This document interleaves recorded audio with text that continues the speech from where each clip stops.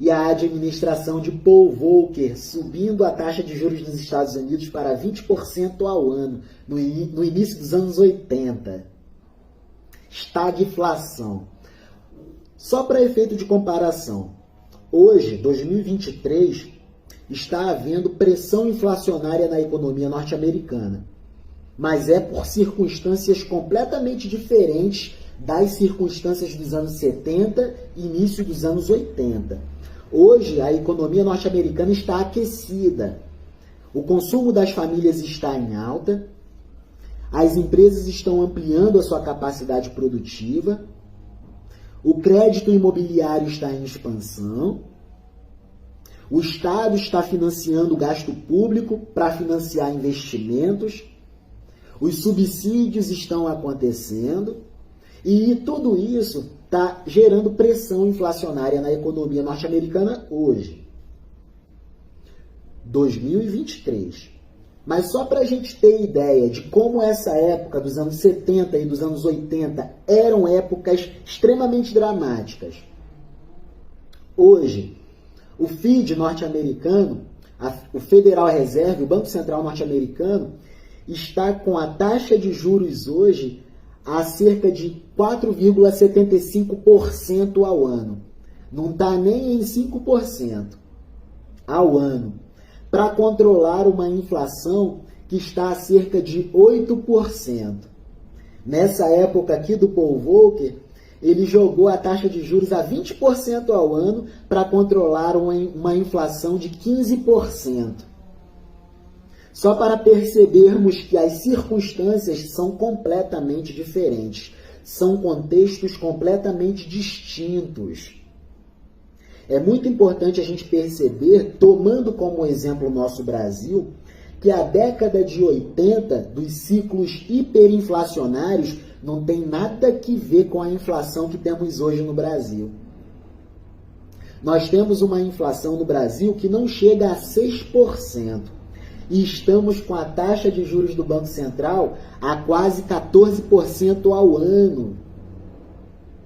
A inflação que temos no Brasil hoje é porque é muito caro produzir no Brasil. O custo de produção é muito alto. Por quê? Porque as taxas de juros são altas. São ciclos que se retroalimentam em si próprios. Taxa de juros do Banco Central é altíssima, o crédito fica caríssimo, o preço do custo do crédito é alto, é muito caro financiar capital de giro e custo de produção das empresas.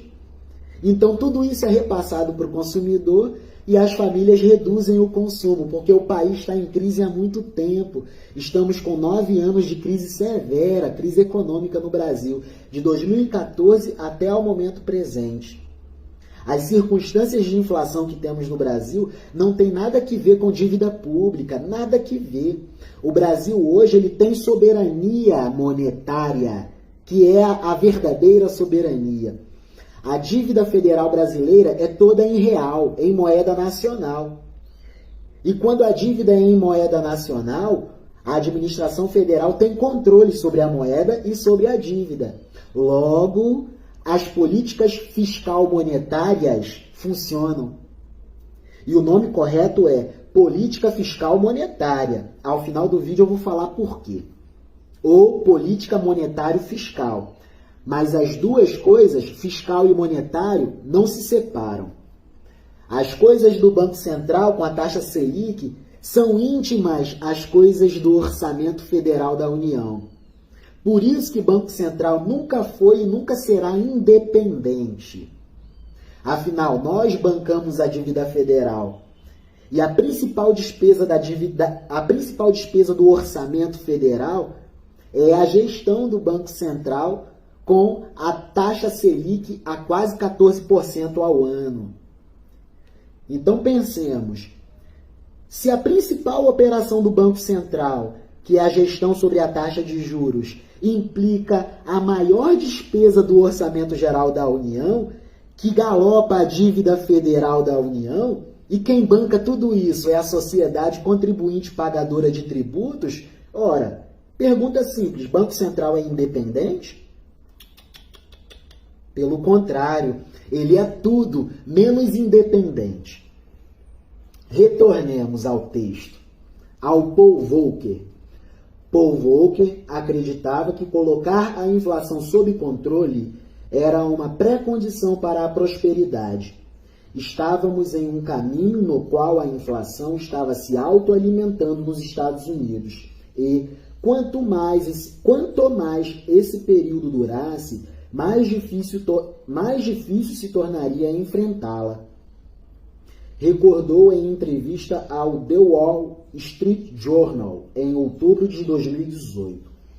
Não se poderia imaginar os Estados Unidos operando com uma taxa de inflação de 20% ou 25% anualizadamente falando. Era isso que as pessoas temiam. Descontrole inflacionário nos Estados Unidos. Aí ele foi lá e deu um tiro de canhão numa mosca, jogou a taxa do Fed a 20% ao ano e destruiu com a dívida pública dos países latino-americanos, principalmente com a dívida pública do Brasil. Na gestão de Paul Volcker, o Banco Central norte-americano apertou a base monetária dos Estados Unidos, causando uma disparada nas taxas de juros. A economia dos Estados Unidos passou por 2 recessões durante o primeiro mandato de Paul Volcker à frente do Banco Central norte-americano, com o desemprego chegando a um pico de 10,8% em 1983. As circunstâncias são tão distintas que hoje a taxa de desemprego dos Estados Unidos não chega a 3%. Aqui, nessa época, em 1983, quase 11%. São crises completamente diferentes. Hoje não podemos falar em crise inflacionária nos Estados Unidos. Por quê? Porque a economia navega no pleno emprego. A economia norte-americana hoje navega no pleno emprego. O Fed está tentando controlar os picos de superaquecimento da demanda, consumo das famílias, investimento empresarial e gasto do governo norte-americano. Estão percebendo? Mas a economia norte-americana navega no pleno emprego. Aqui no Brasil, não. Hoje, aqui no Brasil, nós estamos com 9 anos de crise severa e com o Banco Central jogando a taxa de juros a quase 14% ao ano. Com mais de 10 milhões de pessoas desempregadas, mais de 40 milhões de pessoas na informalidade, taxa de juros a 14% ao ano. Precisamos conversar inteligentemente sobre isso. Vamos lá. 1983, quase 11% a taxa de desemprego nos Estados Unidos. Os agricultores protestaram, indo de trator à sede do Fed e bloqueando o acesso a um dos edifícios do governo. Os operários da construção civil enviaram tábuas a Volcker pelo correio, implorando que ele baixasse as taxas de juros para que a construção de moradias fosse retomada. Taxas de juros altas encarecem o crédito. Logo, o investimento empresarial fica travado. O crédito imobiliário morre. Para controlar a inflação, Paul Volcker matou o crédito imobiliário nos Estados Unidos. Taxa de juros a 20% ao ano. Foi só no terceiro trimestre de 1982 que Paul Volcker sentiu confiança em ter controlado a inflação nos Estados Unidos. A taxa de inflação caiu para cerca de 3% pelo final de seu primeiro mandato de 4 anos como presidente do Banco Central norte-americano. A taxa referencial de juros norte-americana explodiu na virada dos anos 70 para os anos 1980, a fim de que o Banco Central norte-americano controlasse a inflação generalizada e persistente por longo tempo na economia dos Estados Unidos da América. Com isso, o preço do dólar subiu descontroladamente, tornando, portanto, a dívida externa brasileira absurdamente cara, inadministrável e insustentável, o que desorganizou a economia brasileira, perdendo, assim e deste modo, a década de 1981 a 1990.